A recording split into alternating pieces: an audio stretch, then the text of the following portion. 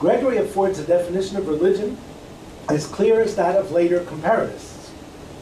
A religion is something that has priests, rites, rules, and sacrifices. It is absolutely clear, moreover, from Gregory's discourse that for this Christian, the emergence of religion as a discrete category of human experience, religion's disembedding, to use the words of Seth Schwartz, has taken place fully and finally, as Gregory explicitly separates religion from ethnicity and language. In Julian, in contrast, on the one hand we find Hellenism described as something very like a modern religion, but on the other hand his tight association of his Hellenism with all of Hellenic practice is more akin to ancient national cults than to latter-day religion.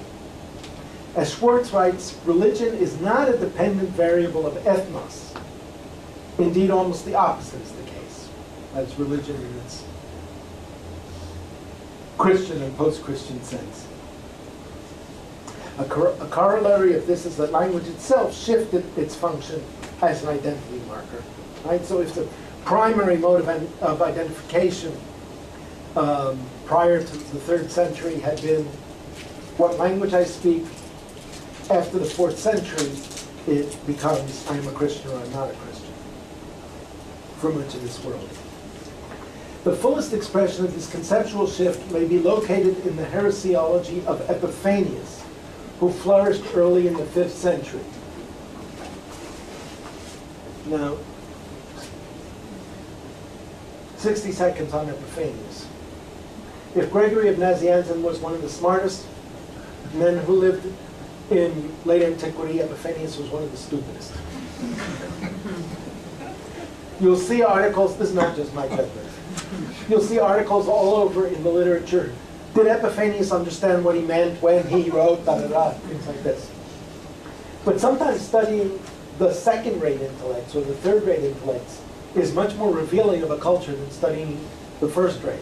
Right? If all we study is the geniuses, then we get a sense of, we get a much more skewed sense of what was actually going on.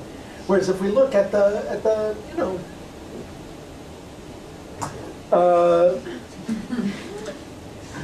we can have more of a feel for the discourse in the culture, right? So,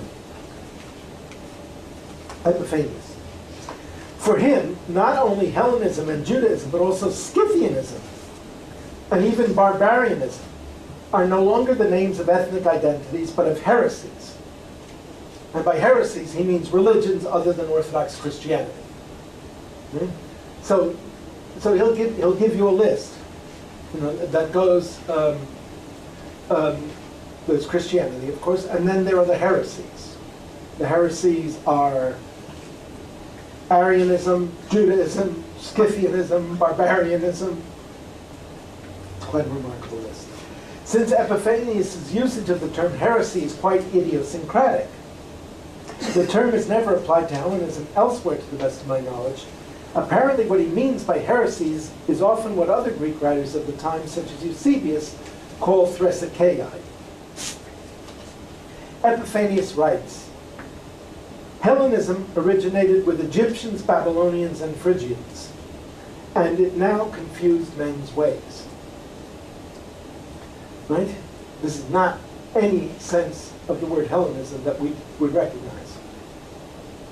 It is important to see that Epiphanius' comment is a transformation of a verse from the Pauline literature, as he himself informs us. In Colossians 3:11 we find, quote, here there cannot be Greek and Jew, circumcised and uncircumcised, barbarian, Scythian, slave, free man, but Christ is all and in all, end quote. Now there's a lovely index of the semantic shift that I'm trying to delineate here. For pseudo-Paul, these designations are obviously not the names of religious formations, but of various ethnic and cultural and even social groupings. Whereas for Epiphanius, they are the names of heresies, by which he means groups divided and constituted by religious differences, fully disembedded from ethnicities. How otherwise could the heresy called Hellenism have originated with the Egyptians, the Phrygians, and the Babylonians? Astonishingly, Epiphanius' Hellenism seems to have nothing to do with the Greeks. It is Epiphanius' name for what other writers would simply call paganism. Epiphanius, not surprisingly, defines also the topic of the Jews' religion, thresikeon, as the subject of their beliefs. Okay? So to Epiphanius we can thank for that awful collocation, the Jewish faith. Right? Every year I have to read applications for graduate studies in Berkeley, and they're all different special fellowships. You know, one that's restricted only to students of agriculture of Italian extraction, for instance. And there's one fellowship that is restricted to people of the Jewish faith. Okay. So people tick this off quite legitimately if their parents are Jewish. It has absolutely nothing to do with faith. It's just a total misnomer, right? And the person who gave the money did not intend that it had anything to do with people's beliefs or inner dispositions towards God. But all that he or she meant when she gave that money was, does this kid have Jewish parents? Right? So, I mean, I just give that as an example to indicate how much other groups are colonized by the notion of religion defined as an inner disposition, a set of ideas and concepts adhered to or emotions felt. And this starts with Epiphanius, who defines Judaism, the subject of the Jews' religion, as the subject of their beliefs. Right? For an Epiphanius, as for Gregory, a major category, if not the only one, for dividing human beings into groups is the subject of their beliefs. Hence the power-knowledge regime of what we call, following Latin Christian usage, religion. Whatever the terminological issues involved, Epiphanius' meaning seems quite clear from context. The system of identities had been completely transformed during the period extending from the 1st to the 5th centuries. The systemic change resulting in religious difference as a modality of identity that began, I would suggest, with the heresiological work of Christians such as Justin Martyr in the 2nd century, works itself out through the 4th century and is closely intertwined with the triumph of orthodoxy.